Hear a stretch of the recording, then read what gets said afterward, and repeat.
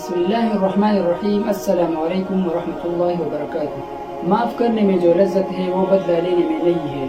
اللہ کے نبی حضرت یوسف علیہ السلام نے جب اپنے بھائیوں پر قابو پایا تو انہوں نے اپنے بھائیوں کو معاف کر دیا باوجود قدرت رکھنے کے، اور انہیں بتایا کہ جاؤ، تم پر کوئی ڈانٹ ڈپٹ نہیں ہے۔ میری خواہش ہے کہ اللہ تعالیٰ تمہیں معاف کر دے، اور میں اللہ تعالیٰ سے تمہاری معافی کی دعا بھی کروں گا۔ اور جیسا کہ نبی کریم صلی اللہ علیہ وسلم نے صلح حدیبیہ کے موقع پر کیا تھا کہ 80 کفار غفلت کا موقع ڈھونڈ کر لشکر اسلام میں گھس گئے، جب پکڑ گئے اور لشکر اسلام اور آپ صلی اللہ علیہ وسلم کی خدمت میں پیش کیے گئے تو آپ صلی اللہ علیہ وسلم نے ان سب کو معافی دے دی اور ان سب کو چھوڑ دیا۔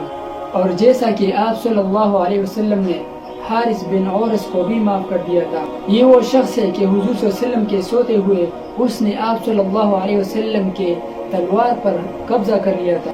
جب آپ صلی اللہ علیہ وسلم جاگے اور اسے ڈانٹا اور تلوار اس کے ہاتھ سے چھوٹ گئی اور آپ صلی اللہ علیہ وسلم نے تلوار لے لی اور وہ مجرم گردن جھکائے آپ صلی اللہ علیہ وسلم کے سامنے کھڑا ہو گیا۔ آپ صلی اللہ علیہ وسلم نے صحابہ کرام رضی اللہ عنہم کو بلایا اور یہ منظر دکھایا اور یہ بھی سنایا اور اسے معاف کر دیا اور اس کو چھوڑ دیا۔ اسی طرح لبید بن عاصم نے جب آپ صلی اللہ علیہ وسلم پر جادو کیا تھا تو آپ صلی اللہ علیہ وسلم باوجود قدرت رکھنے کے اور باوجود علم رکھنے کے آپ صلی اللہ علیہ وسلم نے اس سے بھی درگزر کیا تھا۔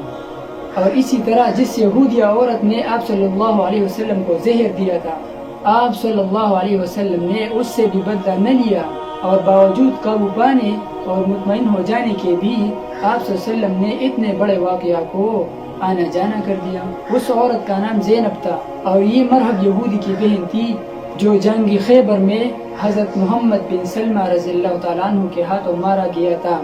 اس نے بکری کے شانے کے گوشت میں زہر ملا دیا تھا اور خود نبی کریم صلی اللہ علیہ وسلم کے سامنے پیش کیا تھا۔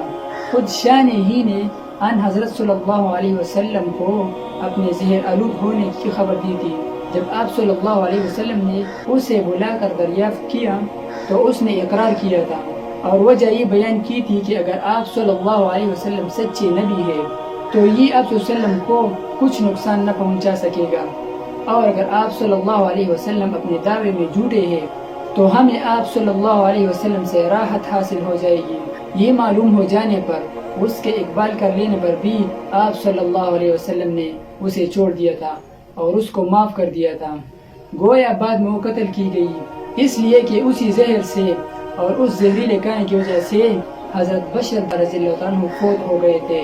تب قصاصاً یہ یہودیہ عورت قتل کرائی گئی تھی۔ اور بھی حضور کریم صلی اللہ علیہ وسلم کے بہت سے ایسے واقعات ہیں کہ جن میں آپ صلی اللہ علیہ وسلم نے لوگوں کو معاف کیا تھا۔ تو جناب سردار دو جہاں، سرور انبیاء، محبوب خدا، خدائے رسول حضرت محمد مصطفیٰ صلی اللہ علیہ وسلم کہ جس نے لوگوں کو معاف کیا تھا، تو کیا ہماری اوقات ہے کہ ہم لوگوں کو معاف نہ کر سکے؟ وہ نبی کہ جن کے جوتے خون سے بھر دیے گئے تھے، وہ نبی کہ جن کے گردن میں چادر لٹکا کر زور دیا گیا تھا اور ان کی مارنے کی کوشش کی گئی تھی، وہ نبی کہ جس پر خون کی گندگی ڈالی گئی تھی، وہ نبی کہ جس کے چچا کے کلیجے کو نکال کر منہ میں چبا دیا گیا تھا، انہوں نے لوگوں کو معاف کیا تھا۔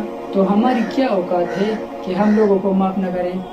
کیا ہمارا اسلام ہمیں یہ سکھاتا ہے کہ لوگوں کے ساتھ بغض، کینہ، حسد رکھو اور عمر بر رکھو؟ ہمیں تو اسلام یہ سبق نہیں دیتا۔ ہماری خلاف اگر کوئی ایک بات کرے تو ہم اس سے زندگی بھر رابطے کٹ کر دیتے ہیں۔ کیوں؟ کیونکہ اس نے ہمارے پیچھے بات کی ہے۔ ہمیں تو اسلام یہ نہیں سکھاتا۔ ہمیں تو اسلام محبت، پیار اور اخلاق کی درس دیتا ہے۔ ہم تو اتنے کمزور ہیں کہ اپنے پیشاب پر قابو بھی نہیں پا سکتے، تو پھر یہ غرور، یہ تکبر، یہ بغض، یہ کینہ، یہ حسد، یہ کس لیے ہے؟ ایک یا دو دن کی زندگی ہے، اس سے ایک عہد کرے کہ معمولی باتوں پر ایک دوسرے سے ناراض ہو جانا، ایک دوسرے کو معاف کرنا سیکھیے۔